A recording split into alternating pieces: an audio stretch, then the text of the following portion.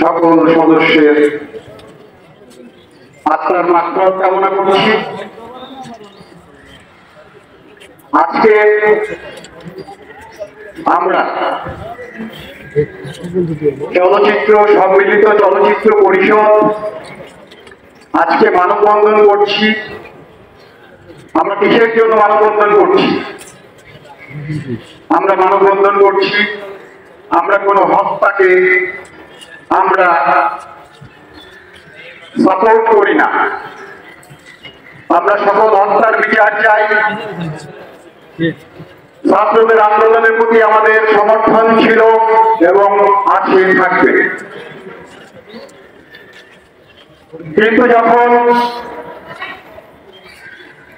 দেখলাম ছাত্রদের আন্দোলন আর ছাত্রদের হাতে থাকলো না,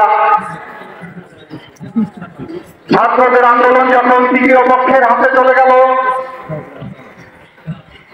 তখনই